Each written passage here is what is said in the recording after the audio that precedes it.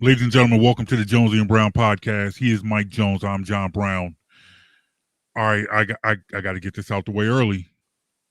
You know, you ever come up with an idea, and in your mind, when you come up with that idea, you think, "Wow, this is going to be hot. This is going to be dope." You know, there are people that you interact with in in social media, in the public eye that you have a good rapport with, and you don't always share the same ideas, and that's what makes that relationship so good, because you don't always see eye to eye. This is not somebody that's just going to come on the show and just tell us that we're right all the time, even though we're usually right all the time. At least one of us is. Yeah, thank you. I appreciate that, bro.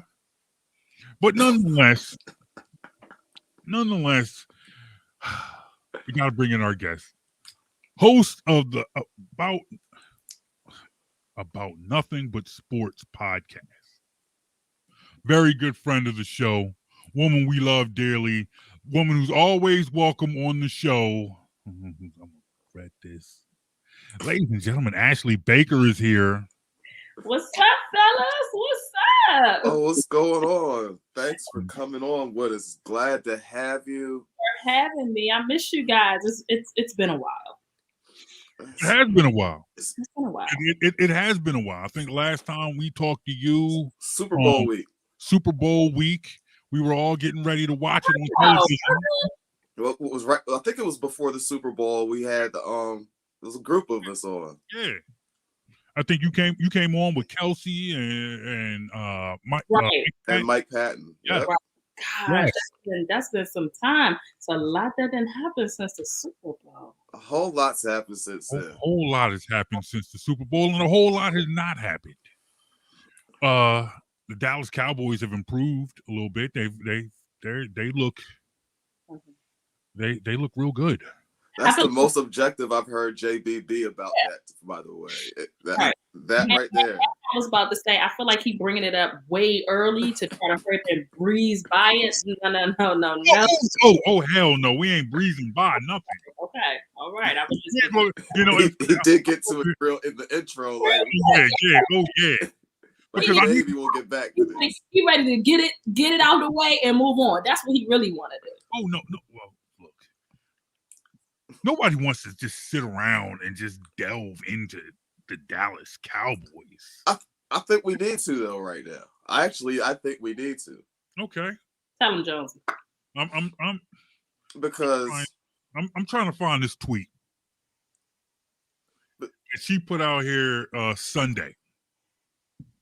Let's that is oh Lord. Mm-hmm. That's where we need to start. That's where this needs to start. I'm curious now. I might have missed this one. Yeah, what are we talking about? Okay, let's hear it. Here it is. I found it. Okay. Here it is, and I quote: Ashley tweeted this at 7:00 on Sunday. Bruh, Cowboys are the best team in the NFC right now, in this moment in the season. The best team. I said what I said. Mm-hmm. Let's down to that. Go ahead, y'all. I'm here. Okay, so let's be clear about this. Let's start with the one loss that's on their record. Let's start there. Because that Absolutely. loss was to a team that also could lay claim to that position of best team in the NFC. Yes. The Bucks are great. Let's not act like that we're gonna completely talk about stats and records and just completely forget about the eye test or forget about the balance that a team needs to bring when people even talk about being the best team in a division or the best team in a conference. Okay. Oh, I agree. So Dallas played a hell of a game against the Bucks, coming off being first game, prime time. That had to be a lot of stress. There were questions about the defense. We didn't know what the defense was going to look like. We didn't know what Dak Prescott and that offense was going to look like. Again, Dak coming off of the injury from last season, and they held their own. They held their own against the Bucks, honestly. So I feel like that in the last 4 weeks of football, Dallas has become the most complete, most balanced team. And this is not what we expected. Now, the only other team, in my opinion, that look, I'm a Dallas fan. So when Dallas gives me the ammo to have this kind of conversation, I'm gonna roll with Dallas. Oh, but I I'm know not you will. right. I'm not gonna act like that. The Cardinals, of course, don't have I was coming to them next. Say in this. Of course, the Cardinals do. We didn't expect the Cardinals to be 5-0 either. So, but I'm not a Cardinals fan. So Dallas is giving me ammo to say they're the best team in the conference today, right now. That can change next week. That can change after Thursday night's game. I don't know. Right now, though, I'm going to put them above the Cardinals. I feel like what separates them and the Cardinals to me is the running game. Dallas is one. I'm not saying that the Cardinals don't have a good rushing game, but Dallas is putting up almost 200 yards a game in rushing. Elliott and Pollard have been performing well this year. No questions about that. Absolutely. I think I was looking earlier, and the only other team that has the better rushing attack is, of course, the Browns with Kareem Hunt and Nick, right?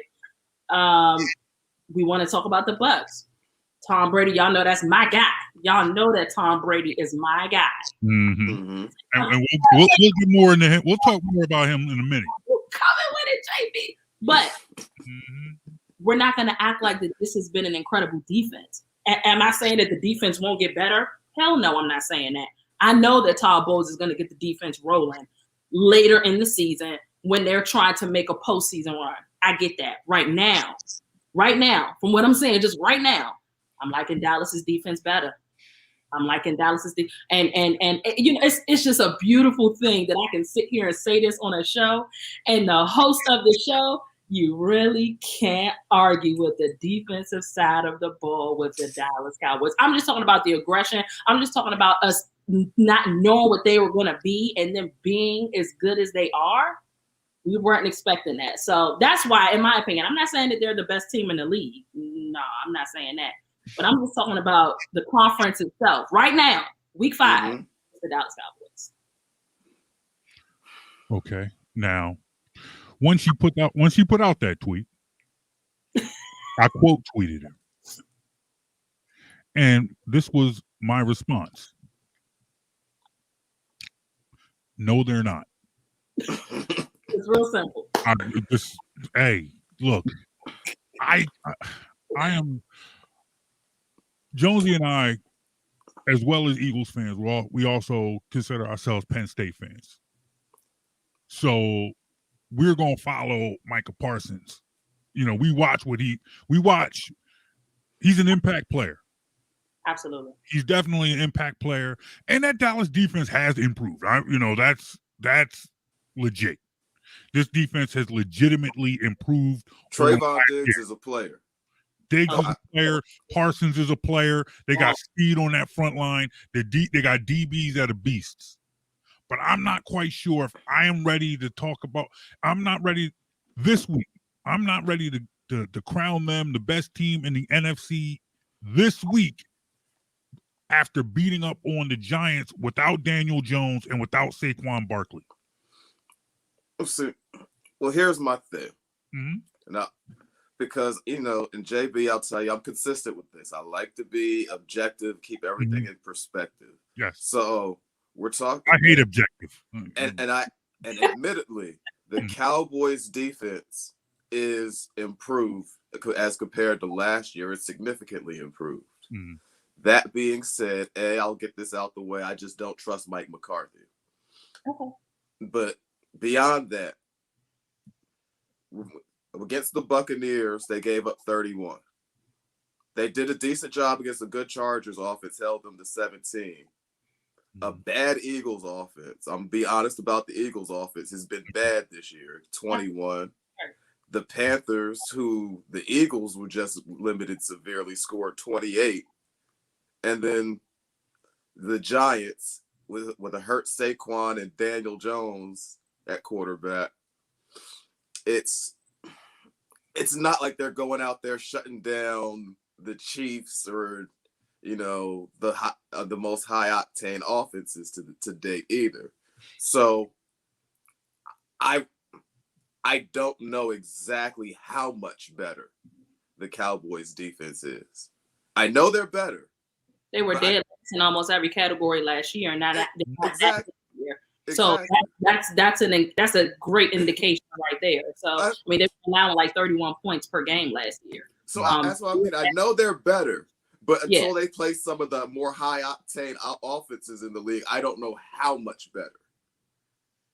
Well, keep in mind that Dallas got the third easiest schedule in the league. So I'm I said that Dallas was going to be 12-5 off of the strength of their schedule. That's why I said it. Ashley, I've known you for years. You say 12-5 every year. I never said that's the high. We ain't never had 17 games. Sorry. Yes. All right. Got you on that one. Yeah, that's right. You're right. That's how I know. That's how you know. You don't say 12-5. Before this year, you would say 12-4.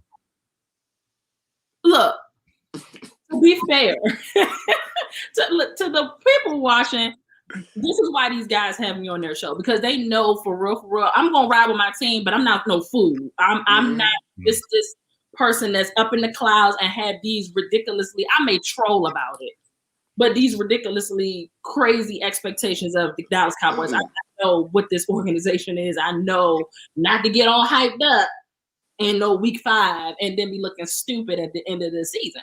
Listen, I get all that. But let's not act like that every year on paper, Dallas isn't a fantastic team. Most of the time, every year, despite the defense, when you're making your predictions as to what Dallas is going to do, you're ranking them high up there because of what they have as the offense. And you just know that the offense will be high powered, high scoring. They should be certain teams. Of course, those seasons play out and that stuff just doesn't happen.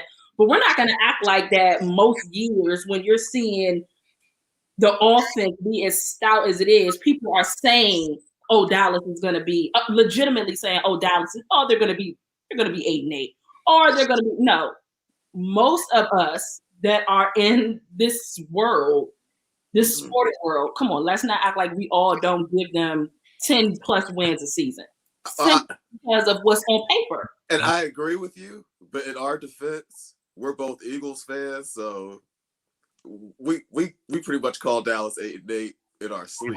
Yeah. Outside of y'all, though. But that's why I say I qualified it. That's why I had to qualify it. That hate is real. Right. Oh, the hate is real. I get it. The hate is real. Look. But let's also be honest.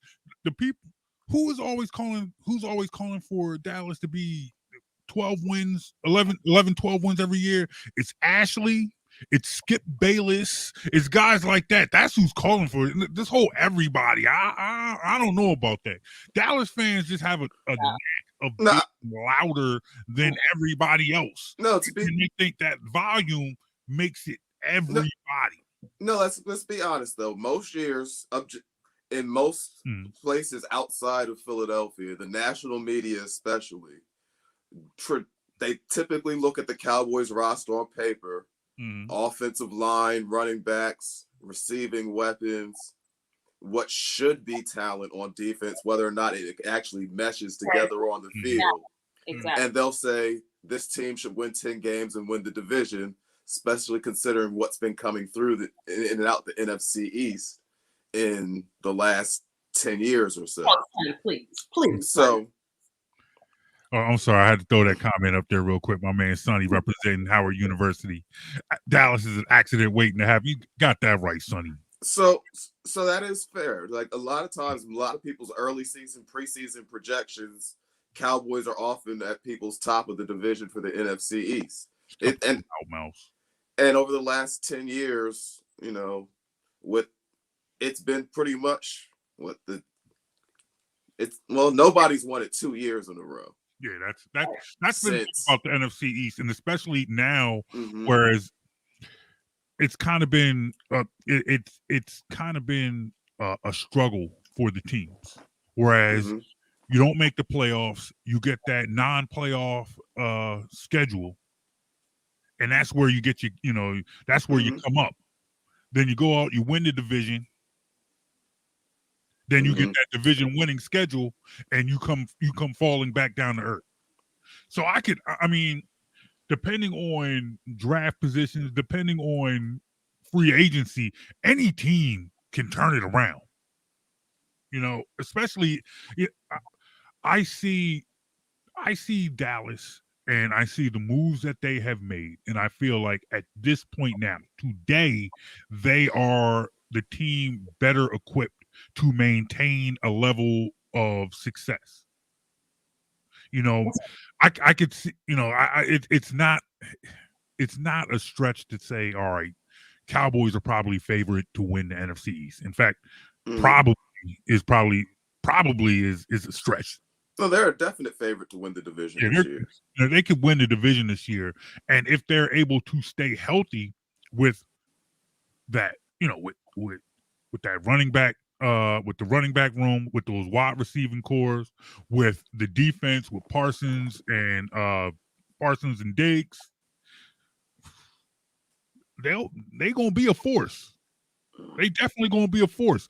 I'm not quite sure if I'm gonna call them the best in the NFC today, especially when the team that beat them doesn't look like they're slowing down either. They just played the Dolphins. They struggled against New England, and they lost to the Rams. And y'all know I don't even like talking about that kind of stuff. And the Rams are another team that have a lot of talent. Exactly. Fair. I'm not quite sure if. I mean, these are teams. I feel like there are teams that you can legitimately put in a conversation with the Cowboys. I understand. You've made your point. You've made your case. And that's my only thing. If you're a Bucks fan, if you're a Rams fan, if you're a Cardinals fan, likely you're gonna roll with your team in this conversation because Cowboys hater like us. But because Dallas is giving me an argument that a lot of people really could just sit and be like, yeah, weak progression. For the people at home watching this on YouTube and Facebook, I just rolled my eyes. I had to take my glasses off so you could see me roll my eyes. I think he's sick about. Listen, let me tell you why they sick, y'all. Maybe not so much as Jonesy, because Jonesy seems like the level-headed person. I'm the rational one here. Perfect. That's just quite clear. Rational is for rich people. I'm talking about JB here. JB is sick because where's the lies? Of what I'm saying, where are the lies? This is the most quiet I ever seen this man on this show. Okay. Now I'm gonna speak up for my partner here, because here's my one issue I do have with Cowboys fans getting ahead of themselves is that it's every year the clock to it. The toughest game you played by far this season was the Chargers. You won it. It was a win, but it was a 20-17 game, and I don't want to say that the Cowboys looked bad, but that was the game I wasn't especially impressed with how the Cowboys looked. Okay, that's fair. So I need a bigger sample size against real competition for me, even being objective, given that it's largely the same core that's been there over the last several years, to say that this is a different group than what I've seen before. Because I've seen in flashes they win a lot of games, especially during the regular season, and the offense looks good. But down the stretch, especially playoff football, there's been limited success there, and that's where I, especially on the defensive side, I say. I was about to say. So when we're talking about Dallas being tested, in all actuality, we're only talking about the defense, because we know the offense has been pretty much the offense has been pretty what's the word I'm looking for? Consistent. Yeah. Dak and Zeke have been there as far as the number of points they can put. They can hang with high-powered offensive teams, right? Agreed. I want to see the defense be tested some more. Right. That's the thing. It's about the defense being tested. Mm-hmm. So I just don't. I'm not saying they can't. I just don't know. I say this. I'm looking at really quick. I'm looking at Dallas's schedule, and I actually think that yes, we do have the third easiest schedule coming into the season. We had the third easiest schedule, but I'm looking at their schedule now, and I'm seeing teams before we see the Chiefs that are high-powered offenses that we would be able to get our test as far as our defense go. I think Kirk Cousins and them can put points on the board. We already know what they can do. I think maybe at this point. I'm gonna say the Raiders, but maybe later in the season the Raiders will get back to putting some points on the board. We already know what Jameis and Sean Payton can do. New Orleans is on the schedule again. I am simply talking offenses here. Don't get started on Jameis Winston. Oh, I agree. And these are the games. The Cardinals, we see the Chiefs. So there are teams on here that our defense is certainly going to be tested against. I agree, and I'm reserving my judgment till then. Is all I'm saying. I wouldn't get too excited about the sample size I've seen at the beginning of the year because where the questions are, I haven't seen the test. Like the same way with when I'm being like last night we're talking to Eagles, and I said my questions for them were always on the offensive side of the ball, regardless of what the defense does. I need to see certain consistency and progressions from the offense, and they did nothing yesterday to answer any of those questions. They won the game, but they still look like, those questions are still there. Yeah. So taking the same approach, trying to be fair and addressing the Cowboys, I need a stress test, Mm-hmm. And honestly, like we can make. I'm just pulling up the Cardinals schedule really quick. I'm not. I really want to.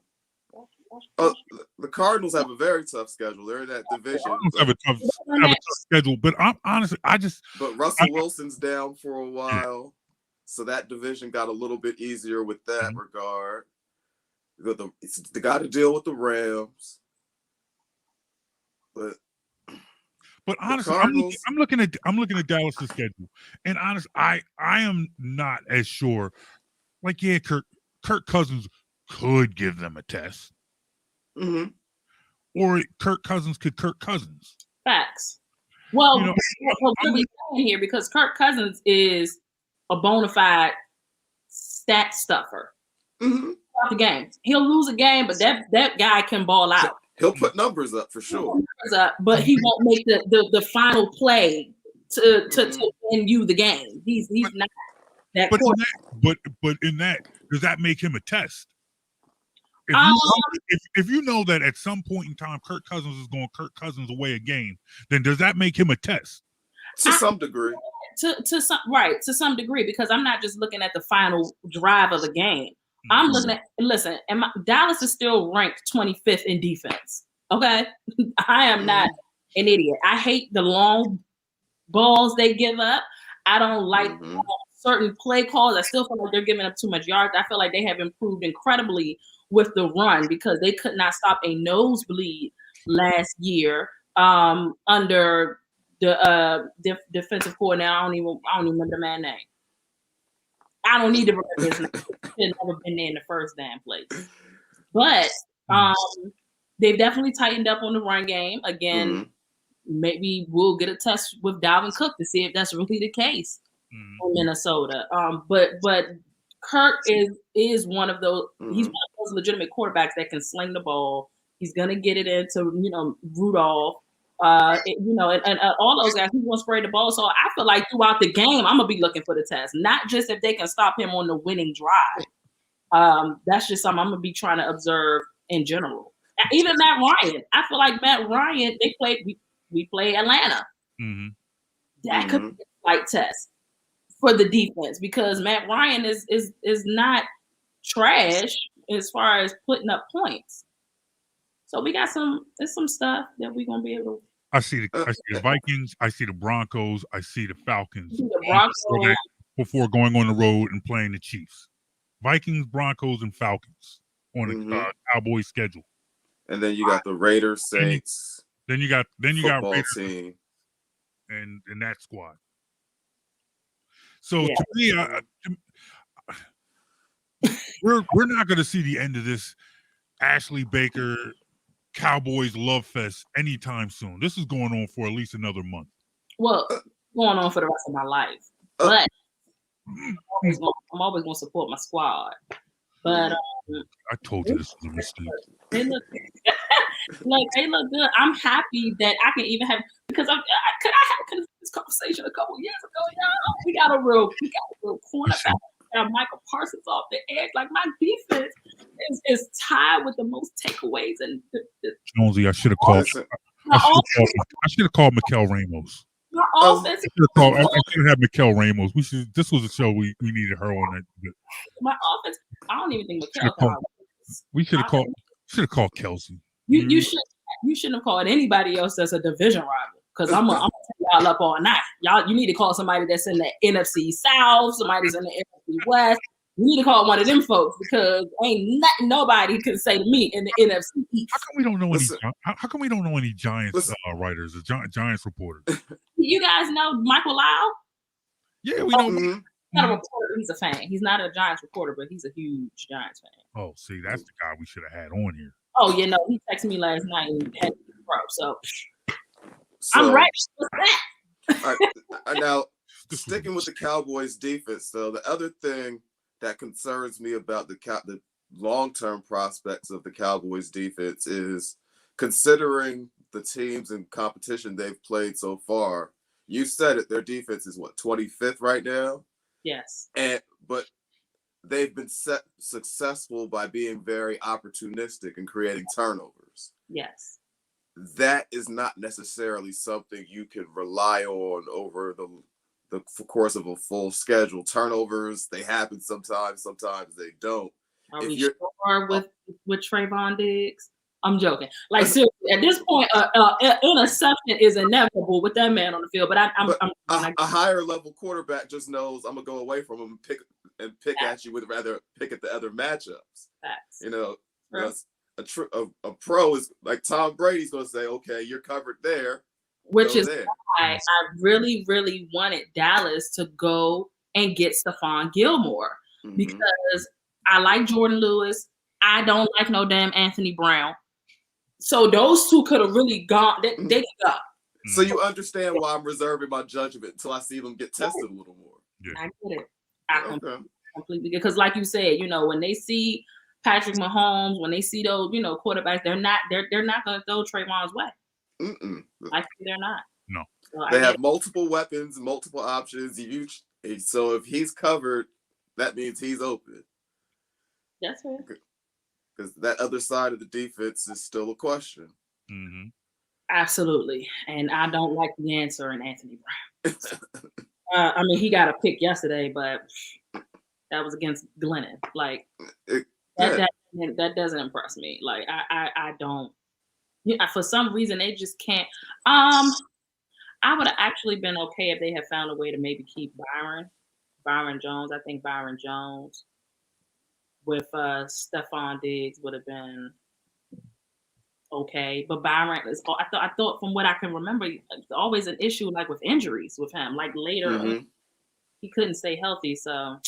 Yeah, I really wanted us to hop on that Stephon Gilmore, but the Panthers grabbed him for a bag of chips.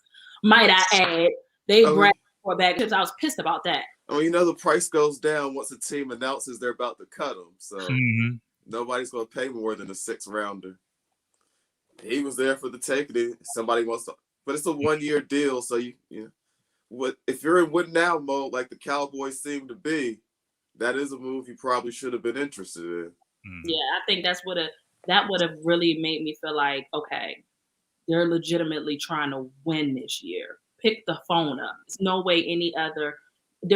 way that any other team should have even had the opportunity to make that offer. It should have been Dallas. So that kind of pissed me off a little bit, because you got Stephon on that other side. Now we really talking. But speaking of defensive players that were on the move this week, you all were one of the teams that had a surprise cut, or somewhat surprising cut at least. Jalen Smith. Yes. Now in Green Bay, I believe it is. Mm-hmm. What? what's the story with that? I didn't see it coming. I shouldn't say I'm completely shocked, but he was the team defensive captain the week before. Facts. So was he a bad locker room guy? Like, what's the story there? No. From what I'm hearing and from what Jerry Jones alluded to on 105.3 The Fan, is that there was an injury clause in his contract, and they didn't want to have to pay that money in the event that he gets injured. His contract's fully guaranteed for injury next year, but this year he could be cut. Correct. So if they kept him past a certain date. And to be honest, the emergence of Micah Parsons and what Trayvon is doing, he kind of was getting lost in the sauce anyway in Dan Quinn's system. So why not go ahead and just move on from him? That's what I'm hearing. I'm happy he got a shot up in Green Bay, though. I think that will help out their defense a lot, considering where they are. So I'm happy he got a second chance. But the players were shocked. Folks were shocked, man. Me, myself, I ain't had no problem. So it's one of those moves that's more about long-term finances than actual production on the field or locker room issues or anything like that right now. Because I haven't heard any negative reports or anything that suggests he was a problem for the team. No, there isn't anything that's suggesting that, but the play, his performance played a part in them just saying, let's go ahead and move on. Okay. If he was out there just balling and found, his spot in this scheme that Dan Quinn runs, and if he, was problematic and, caused a ruckus, I don't think they would have cared about that injury clause. I really don't think they would have cared about that. But because, again, he wasn't performing well anyway, I think that kind of catapulted them making the decision. Okay, got you. Right. So, well, look, that's enough Cowboys talk for now, man. Well, all that Cowboys talk makes about it. Are you sick about it, JB? Are you sick about it? You look a little sick. I am. Get some ginger ale. I need some strong ginger ale, quite frankly. But some saltines and ginger ale, real quick. Oh yeah. Yeah, that's black folks' medicine, right? That's black folks' medicine. And because I'm trying to be respectful to company. We got a guest here. And believe it or not, despite the fact that Ashley is a Cowboys fan, I respect Ashley. I like her a lot. Yeah, I talk bad about her and I throw shade at her on our show pretty much on a weekly basis. But it is what it is. But I respect her because she's, I think I might be his. You can tell me, Jones. I think that I might be his favorite Dallas Cowboys fan. Crickets, okay. It's hard to it's hard to answer that because it's possible. Like, what is that? But it's like it's like saying like. That's like of all the people I hate, I love that one the most. That's what it's like saying. That's like Ashley's my favorite bill collector. Who says that? my favorite Dallas Cowboys fan. What? That's no accomplishment. That's not. Look, she's not a terrible person. Ashley's good people. She's good people. Does a very good show. You definitely should all check it out. Yes. I enjoy it. You got to follow on social media. If her shows about an hour or so. If you scroll through 53 minutes of Cowboys talk, the last 7 minutes of her podcast is pretty good, and she puts out good information. He lying, y'all. Look, I love the Cowboys, but I damn sure ain't talking about them for 50 minutes, okay? Let's be very clear on that. Dallas, actually, it's so funny because last week I felt like I talked about Dallas too long on my show. So this week, I was like, I need to clean that up. And I think I talked about them for like the first 20 minutes. I'm like, ugh, even I don't feel like talking about Dallas. I absolutely talked about Dallas too long on your show last time. Oh, please. He gonna say that in general. Whatever, man. But real quick, okay, go ahead. I know we got a Tampa Bay game coming up, and I want to talk about some Tom Brady real quick. But before we do that, I need you to actually give me a take on something. Okay. And not just ask a question, but actually give me a take on something. Okay. Is James Harden a better scorer than Michael Jordan? Oh, Oh, they was pissing me about that. I'm gonna sit back and eat these cheese curls and enjoy this. Hell no, that wasn't never been. Look, I'm gonna ask. I saw some conversations happening, and that's always gonna prompt me to ask my audience. And a lot of times, the way I structure my tweet can come off like I'm giving a take, and I'm like, I'm not giving a take. Ask the question. I just simply ask the question. In my opinion, he is not a better scorer than Michael Jordan is. I don't believe that one bit. But as the days went on with that tweet, there were folks saying that he absolutely was. I don't know if you kind of saw that. Oh, I saw it because my mentions were because I had an early response to you on that tweet, and my mentions, like notifications, were going for at least a week after that. It wasn't that crazy. I'm like, why is this still even a conversation? Why are we still talking about people are still replying? Actually, you need to understand what you started here with that, because you see, you know, what people understand how Jonesy and Brown, how we operate in these streets. Jonesy is Mr. Rationale, Mr. Objectivity. Jonesy is the man who wants to come out every week and I like to be right. You like to no. Well, I like to be right. You like to be right, but nonetheless, he likes to be Mr. Nuance. That's never been me. I am an equal opportunity giver of the smoke. I am the one who is out here, and I just feel like if somebody is asking me for the smoke, as me being the God-fearing man that I am, I should give it to them. So a lot of times when I'm out here on, I'll be telling you that, JB. Is God telling me to go ahead? Give me the smoke. Now, give me the smoke. But and I'll be out here, and it's funny because I have a support group.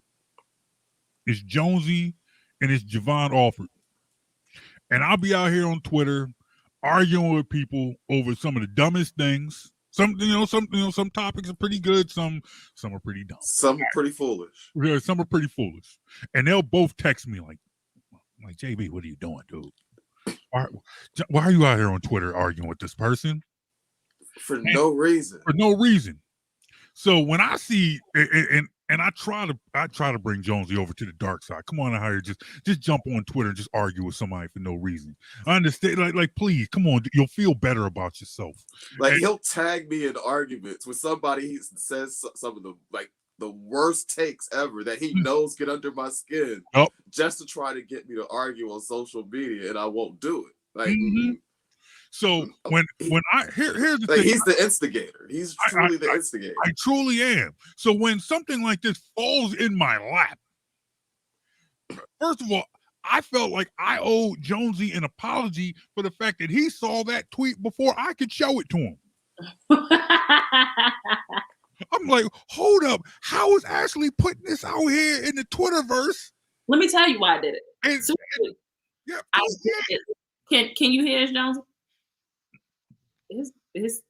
You looking around? Can you hear me? Oh no, he's good.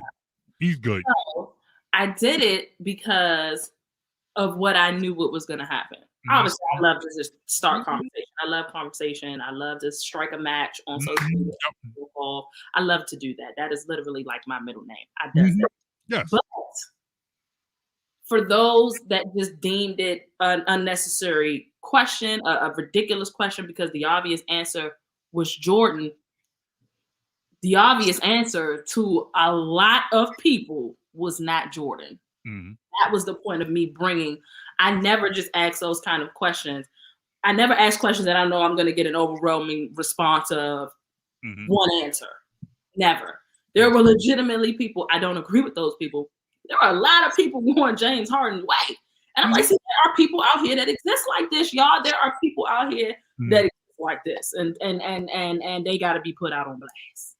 I mean, the actual legitimacy of the question is for another debate. It's like, or you asked the question.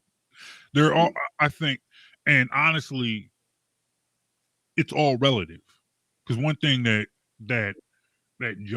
Jonesy and I have talked about when it comes down to these conversations over, especially, players from previous generations, comparing them to the players of today, is it's all relative. Now we want to compare all the great players of today to players like Jordan. When at once upon a time, we were comparing Jordan to players like Dr. J. And at one point in time, we were comparing Dr. J to Elgin Baylor and Jerry West. Yeah, it's all relative.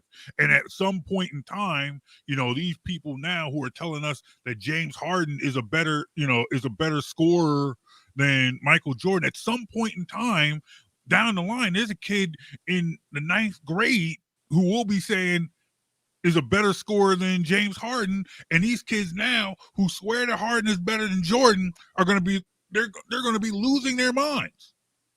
Right. It's like, and that's the thing. Like when I point this out to them, like people wonder, like, how can you compare someone of today to Jordan? I'm like, at some point in time, my father always points out to me, it's like at some point in time, we were in a barbershop and somebody said that Jordan was better than Dr. J, and you would have got crazy, especially in this city. Right. Especially around here. You say at some point, and you get to the 80s, the early to mid 80s, before Michael Jordan became Air Jordan, when Jordan was still just losing in the first round to the Celtics. There was like this notion that Jordan is better than Doc was crazy to people. Eventually, it got to a point where, you just can't have the conversation anymore. Right. It's like, look, Jordan is Jordan. Jordan's the GOAT. It is what it is. Yeah, I'm very careful with what I would never say. I like to kind of pick different pieces of a person's game and compare like that. That is why you didn't see me tweet. Is he a better player than Jordan? That's just I would never, because I'm still credible. I'm still a journalist. I would never, but I can pick a piece of his game. Scoring wise, that's not. I'm not saying that it's a full blown conversation that needs to be had, but I can ask the question. Yeah, it was a question. We talk about one of the top scoring machines in the league and how he creates so much offense and how he's constantly getting at the line, which counts as scoring. Like, people are having those conversations about James Harden. So what's up? Let's see. Does he compare against the GOAT? See, what you need to do, and here's the advice. See, this is what you need to do is have my man Jonesy on the show, on your show. You need to have the conversation with Jonesy about guards you can't win with. See, this is what he's trying to get me started again. No, that's not. No. See, that's the conversation you need. You need to have Jonesy's list of guards that you can't win with. I maintain a list of point guards that I don't believe it's possible to win a championship with. Currently. Yeah. I just don't think you can win championships with certain guys playing point guard. Not that you can't win with them at all, but if they're your primary ball handler or decision maker, you're gonna lose. Give me 3. John Wall, Russell Westbrook. I got Kyrie Irving.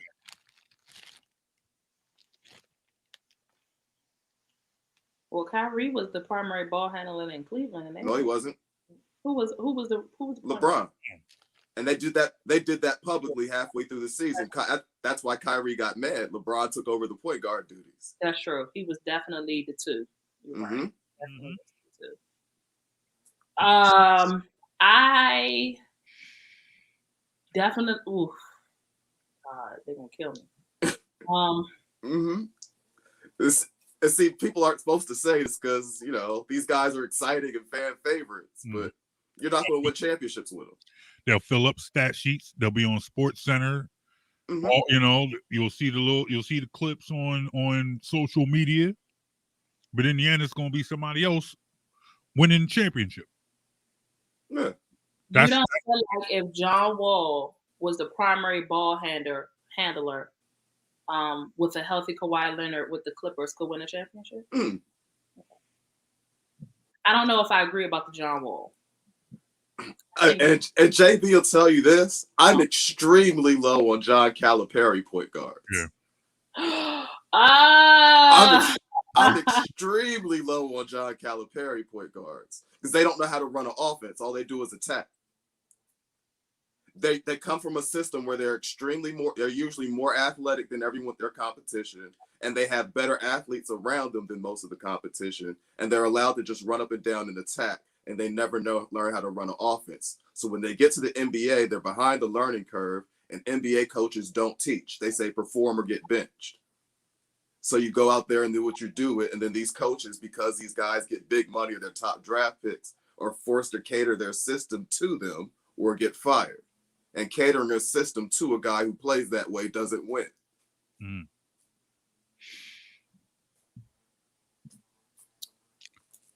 John Wall, I'm struggling with John, and that could be because John was here all them years, and I'm in DC. Mm-hmm. That could be a bias thing. I don't disagree with Russ with the Russ pick. I don't disagree with the Russ pick. And you said Kyrie. Dang. Kyrie's admitted himself that I mean, Kyrie has honestly admitted himself that he has difficulty understanding when to balance getting his own shot versus getting his teammates involved. And that's the primary function of your point guard. Definitely, that's the job. Mm-hmm. That's the job. That's why this time Kyrie, when he got to Brooklyn and Harden got there, he realized what it was and told James Harden, "You got the point. I'm going off the ball. Let me score." Right. You let Kyrie do that. He's great at that role. Yes, I agree. Mm-hmm. I've always felt like Kyrie should have been it too. Mm-hmm. I agree with that. I agree with that. I'm gonna roll with that too. Look, that John Wall is killing me though, man. That John Wall is killing me. First of all, there are more guards to this list. Yes, there are more guards to this list. I'm just this is only an hour show, so we can't get into all of them. And we wanted to circle back to football because we wanted to talk about Tom Brady coming to Philly this week. Right. And we know that's your guy. Y'all scared? I'm not scared. Sure. Would imply that I had expectations of it being something other than what it's going to be. Yeah. Okay. Yeah. I'm not looking forward to the outcome, but yeah, it's right. I mean, it's right up there when they play Kansas City. You know, you can hope for the best. You can say, hey, well, maybe if A, B, C, D, E, F, G, H, and I all happen, maybe they can pull out a win. But honestly, I mean, this was a low expectation season for us going in. Yeah, I agree because I didn't. Of course, you agree. The biggest thing that I said coming into the season about the Eagles was I wasn't sure of what your identity was. Mm-hmm. And I think it's important. I didn't know which direction y'all were going in. And I think that's still a question. Yeah, that's still a question. We're going into week 6, and I don't know what y'all identity is as a team. I have no clue. And a lot of that could have been because there's, every time I turn around, there's some type of quarterback controversy going on with y'all. Maybe more so before the season. Part of the season, so I've never been, so like rebuild, are y'all like in rebuild mode, I guess? Like, yeah. Although they won't officially come out and say it's a rebuild. They will never admit that it's a rebuild. Like, but we all know it's a rebuild. Yes. But I think with this city, and this is something that we talk about all the time. You talk about a quarterback controversy. I don't think there's necessarily a controversy, but in this town, the backup quarterback is always going to have a level of popularity. There's always going to be somebody in this fan base who feels like all this team's ills will be corrected with a quarterback change. I think, and the fact that our only Super Bowl win came with the backup quarterback playing, that just that's never going to change. Y'all mind. It's always, and the problem is like, in this social media era, there, as much as things change, things stay the same. Backup quarterback's always been the most popular dude for as long as I've been an Eagles fan. Backup quarterback was popular when it was Randall. Backup quarterback was popular when it was Donovan McNabb. Backup quarterback was popular when it was Mike Vick. Backup quarterback was popular when it was Carson Wentz. Backup quarterback's going to be popular now that it's Jalen Hurts. At some point in time, somebody's going to say, hey, team struggling, we should give X guy a shot. That's always going to be. Yeah. However, because this is a rebuild mode, because this team is rebuilding, whether the team says it or not, the team is rebuilding. I think another narrative, another cliche that's always popular in this town, you'll always hear, is we need to see what we have. At this point in time, and Jonesy's laughing because he knows he's heard that before. And there's always somebody throwing that out there. Like, okay. And it always makes me laugh because it usually means we don't have anything and we're trying to convince ourselves that we do. When I hear people say we need to see what we have, because I'm going to tell you something about Eagles fans. If we're close to having anything, everybody's jumping out the window saying Super Bowl. And y'all condemn Dallas. Oh, y'all do it too. Oh, yeah, y'all do it. And y'all do it worse because everything's bigger in Texas, even though you ain't from Texas. Hey, I got family from Texas. My mama was born in Texas. Okay, I got Texas bloodline through me. But I'm sorry. It's fans being fans, regardless of what fan base. It's fans being fans. But Eagles fans, if they see signs of something, they love their team and they're not going to hesitate to jump on the bandwagon. So if they're saying we have to sit back and see what we have, that's them saying we don't have anything. I just can't bail on my team. It's cliche because people will say, hey, we need to see what we have. But the answer is usually right there in front of you. I just don't want to bail on my team and say my team is bad. But honestly, if there was ever a time that we need to actually apply that, it's right now. This team is not, this team is not built to win right now. Right. There is no move, there is no move that we can make that's going to then thrust us into contenders position that will maintain for a while. So we need to see what we have with Jalen Hurts. Let's see his progression from week 1 to week 18, and let's see what now we need to see. Let's see some growth because, quite frankly, and this is a point that Jonesy has made, and he's been, he has said, I need to see some growth. I need to see some progression. I need to see a consistent display of arm strength from Jalen Hurts and accuracy. Because apparently at this point it's not really much of a question. The arm strength is all the way where you want it to be. So if that's the case, then you have to be really good at anticipation and accuracy. You have to know where you're going with the ball and get the ball on time and on target. And decisive. And these are areas where Hurts has struggled some. Yeah. He definitely has. Yeah. Definitely has. So, he's had some really good throws, and there's been some throws that left me wondering what were you doing there? Yeah. Yeah. And unfortunately, this play calling hasn't helped him out either. It's a three-headed monster. There isn't just one problem with this Eagles team. It's players that are brought in, it's the quarterback play, it's what is it? It's play calling, defensive schemes. Pick one. Put your hand in the hat. Pick one. Pick a problem. Any problem. So at this point, as far as the Eagles, as far as the Eagles are concerned, hey, this is a rebuild year. I just don't want Brady breaking a whole bunch of records on Thursday. That's all I don't need. And that could happen. This might be another record-breaking night for Tom Brady. Well, it could be, because what makes Tom Brady great is exactly what the Eagles' weaknesses. If he gets the ball out quickly, he can throw. He gets the ball out quickly. He can throw those underneath routes. It looks like Gronk is going to play. Looks like Gronk's going to be a go. And for Thursday? Thursday, that's what I'm hearing. I'm hearing Gronk might be a go. Oh, you heard that too, right? I think that's a bad move. But they don't need him against it. They don't need him. Why don't you just let him rest? I don't understand that at all. The man got broken ribs and a punctured lung, for Christ's sake. Like, hey man, rub some dirt on it. Yeah, I'm not sure about that. Well, I'm hearing it could be a go. Either or. The fact of the matter is, where he excels is the Eagles' weaknesses. Right. Mm-hmm. Eagles ain't had a linebacker in years.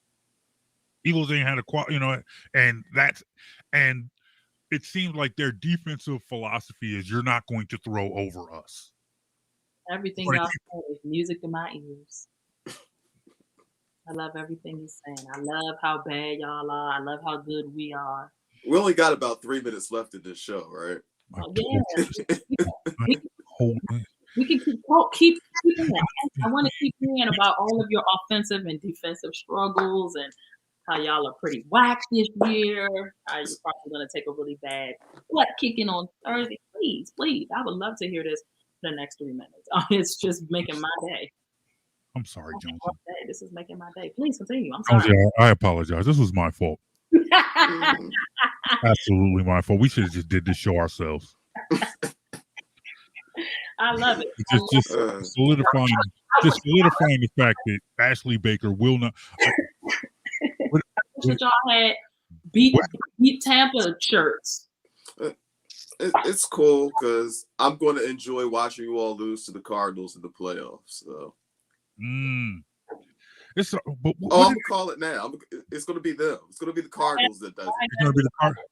It's gonna be the Cardinals. It's not gonna be Tampa Bay. Will it be Kyler Murray? It's gonna be Kyler crazy in Dallas. That would actually be really. To watch Jerry and his family sit up there in that luxury skybox with the big monitor, just shaking his head, bottom lip all tight. I would love that. Just mad. That's the thing. That's the only thing. Now, like I love seeing them succeed, but all this success and then we end up somewhere where we can't handle that. Heartbreak. That's like heartbreaking. And that's what gives me hope for this season is seeing you all with the heartbreak. And trust like the higher you climb, the harder that fall gets. It is better to have loved and lost than never to have loved at all. So at least we get somewhere.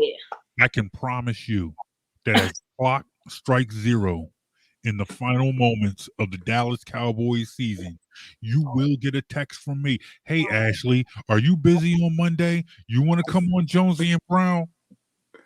Oh, we can schedule it now, right after the divisional round of the playoffs. We've been to but let's not be rushy. I'll tell you when it's happening. Right after the divisional round. It won't be the conference championship game. That's Buccaneers Cardinals. It's gonna be the divisional round. You'll lose to the Cardinals. It's gonna be like 38-24. Imagine the level of my anxiety if Dallas and the Bucs make it into the conference. That's all right. Look, you know our numbers. You know how to reach us. But to be honest, I probably wouldn't watch that game. As much as I would love to see Dallas in a conference and a Super Bowl, I would probably I can't. I'm getting nauseated thinking about getting there and lose. Oh, I can't. I probably wouldn't watch it. You wouldn't watch it. Then I did my job today. Wait. You wouldn't watch Dallas if Dallas made this conference championship? You wouldn't watch? Oh, that would be a tough one for me. Man, it would have to be. I can't even. Like my stomach is hurting right now, even thinking about Nah, it. I must be a glutton for pain. I would watch. Like if it was the Eagles, and even if it was a team where you weren't sure. Like You honestly, can take the pain. Y'all can take that pain. yeah. Oh, see, I haven't. To be fair, okay. So we know that pain well. right. Donovan McNabb. That's what I'm saying. Y'all have experience, but y'all have, you know what I'm saying? Like y'all have been. I haven't had the luxury. Okay. When Dallas was winning those championships, not to give away my age, but when Dallas was winning those championships, I 5-6 years old. My mama running around. She had her glory days. Okay, she was in heaven, running around the house just as happy as she wanted to be.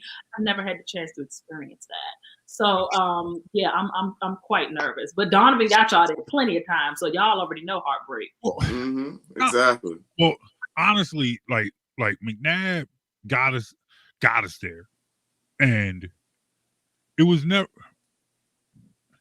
He got us there quickly, and the failure came so quickly that the subsequent failure was easier to accept. Yeah. Like it was like the of the losses that happened to McNabb, it was that Tampa Bay conference championship that probably hurt the most. That one hurt. The Arizona one hurt too. The Arizona one hurt, but to me, the subsequent ones after that did not hurt as much as that Tampa Bay loss. I will always say that Tampa Bay Oakland Super Bowl still remains the only Super Bowl I did not watch. I could not watch that. I could not watch the Super Bowl because I was so angry and I was so hurt that the Eagles had lost that I did not watch that Super Bowl. Could not watch that Super Bowl. But it was like when they got back to the conference championship the year after Tampa Bay. And they had a good team, but it was like, look. Donovan took y'all like what? Did he how many in a row did he take y'all? 4 in a row winning. Right. 5 total. Just 4 in a row. Won the 4th. Lost 3 in a row. Then they got TO and won it, and then went to the Super Bowl. Right. But honestly, after that, after that, it was always in the back of my mind. It doesn't matter what happens; they could lose this game. So I hope that Dallas has done this dance for over 20 plus years. Mm-hmm. When they get there, they finish the job. So maybe. And speaking of dancing, I look forward to dancing on the grave of the Dallas Cowboys when they fail. And I will, and Ashley, we will have you back. I will be here. I'm not ducking no smoke. I'm not ducking no smoke. Y'all know me. And that's why we appreciate you. Give me like a day or two or something like after. A little mourning period. Let me tell you something. It always, for me, it's always worse the day after. Because you had time to think about all the mistakes. All the emotions that settled. Mm-hmm. You waking up the next day and you're like, damn, did that really happen? Maybe I dreamed it. And it'd be really like, it really happened. So give me like 24 hours. And that's exactly why we absolutely want you on the show the day after. No, you're gonna have to get me 20. You have to hit me on a Tuesday. We might do a live show and just keep on calling you. We're just gonna keep on calling your number. I'm going on D&D. Thank you for the heads up. Ashley, real quick before we let you go, just let everyone know where they can reach you and where they can find you. Yes, I am on all social media platforms, but you really, really can reach me on Instagram and Twitter at @AshleyBaker_21. On Facebook, Ashley Baker. Make sure that you also check out my podcast About Nothing But Sports on Spotify, Anchor, Apple, wherever you can listen to podcasts is pretty much where my podcast will be. And there's new shows that drop every Thursday. So thank y'all for having me. Always. Thanks for coming. It's always a pleasure. I appreciate you. You keep this thing level. If this was me and JB, oh Lord, it'd be giving like Stephen A. and Michael Irvin, and that's just a lot. Let me tell you something about Ashley Baker. Ashley Baker, if my little sister was into sports and hosted a podcast, and if that was my sister's thing, she would be Ashley Baker. That's who she reminds me of. She is the sports. Yeah. You know, just where you just want to wring a neck sometimes. I already know what you was talking about. But appreciate my brothers. I appreciate but I love you. You all right with me? All right, I like y'all. Yeah, you get nothing but love in me. Hey, look, I'm gonna definitely reach out to y'all because I need y'all on my show, both y'all on my show in the next couple of weeks. So let us know. Hey, you ain't saying nothing. I done been on Ashley's show in my car. Yeah, I drove down to Schuylkill, just propped my phone up on the dashboard and just jumped on her show. Yeah, she had me on, and that was a lot of fun. Yeah, I'm gonna definitely get y'all in a couple of weeks. So let's keep in touch. All right, definitely. Let's do it. All right. Thank you, Ashley. You guys for having me on. We'll talk. All right. Ladies and gentlemen, that was Ashley Baker. No, that was a mistake. Nah, we got nothing but love for her. We appreciate her coming on. Make sure you check out her podcast about nothing but sports. And remember, you can download this podcast and all of our other joints. All you got to do is go to wherever you get your podcast from and search Best in the World Sports. Make sure you follow us on Facebook, Instagram, and Twitter at Jonesy and Brown, or you can follow us at BITW Sports. No green over everything this Sunday because the Eagles play on Thursday, but we will be back the following week to recap Eagles and Raiders. So let's get on out of here. Great show. Real quick. Just real quick thoughts on Ben Simmons. He wants to come back. Good idea or not? Good night. You took off the headset. He's done. He's got up and he walked away. Ladies and gentlemen, thank you for joining us on Jonesy and Brown. We'll see you guys next week. Peace, y'all.